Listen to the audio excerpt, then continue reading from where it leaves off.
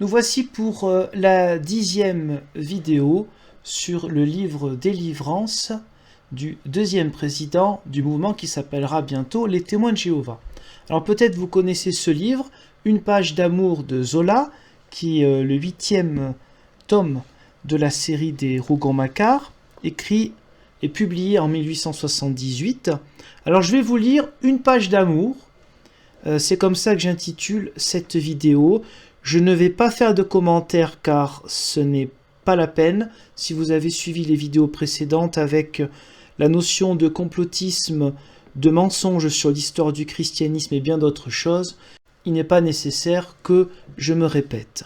Nous écoutons de la page 268 à la page 270.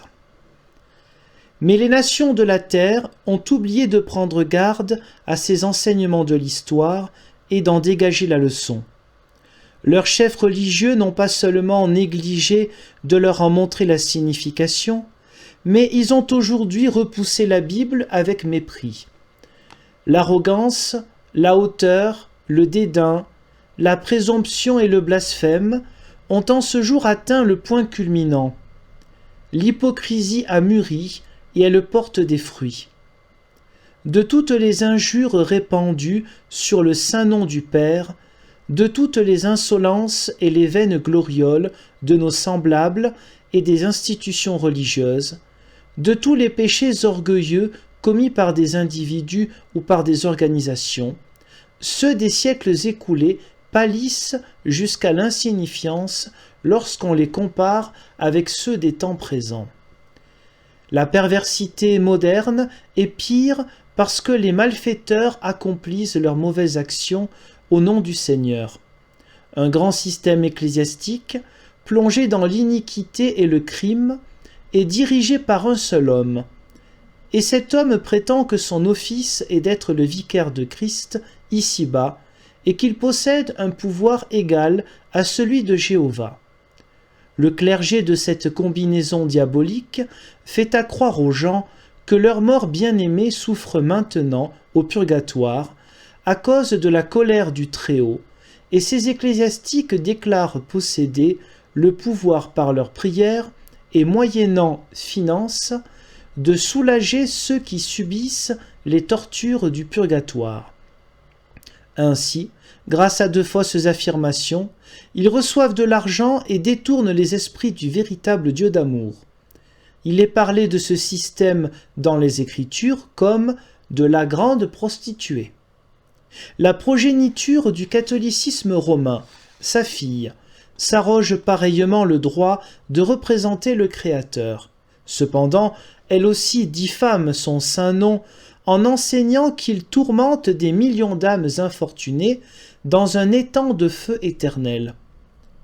Les dirigeants de ces systèmes protestants s'appellent hypocritement du nom du Seigneur et se posent en représentants du Maître, tandis qu'en même temps ils renient la Bible et dédaignent le sang de Jésus-Christ donné comme prix rédempteur de la race adamique. Ces dénominations religieuses ont des relations illicites avec les éléments politiques et financiers du monde. Et l'Éternel lui-même dénonce l'une comme la mère des prostituées et l'autre comme la fille. Toutes deux sont également impudiques et injustes.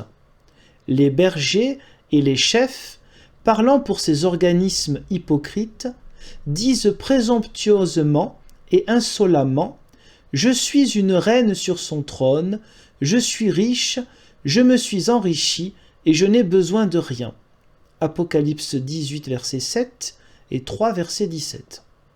Et maintenant, alors que voici le monde mauvais, oppresseur du peuple, arrivé à sa fin, et que la nation de justice est née, alors que le Christ est présent et commence son règne, pour lequel il a pris à ses disciples cette prière que les ecclésiastiques ont cyniquement répétée, alors que la démonstration claire de ces faits leur est présentée, ces ecclésiastiques satisfaits d'eux-mêmes, non seulement font la sourde oreille, mais persécutent les humbles fidèles de Jésus qui osent appeler l'attention sur le message de vérité.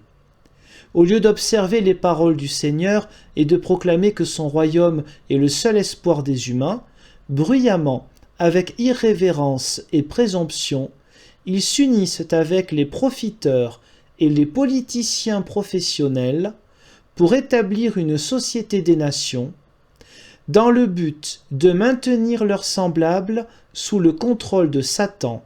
Ensuite, ils déclarent, ce qui est un blasphème, qu'une telle ligue est l'expression politique du royaume de Dieu sur la terre.